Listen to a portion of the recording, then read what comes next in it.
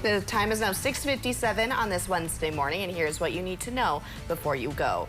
United Way leaders say need has far outpaced the money coming into their wildfire relief fund. So far, they've given out nearly $300,000. But United Way leaders say if they would have approved all of the grant applications they received, it would have totaled more than $800,000. We have more information about how you can donate to the Wildfire Relief Fund on our website.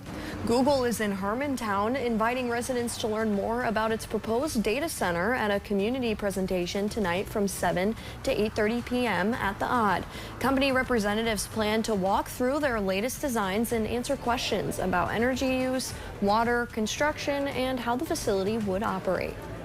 And starting today in Duluth, Pecan Avenue will be closed to traffic between Bayless Street and Upham Road for about 2 weeks while crews replace storm sewer infrastructure.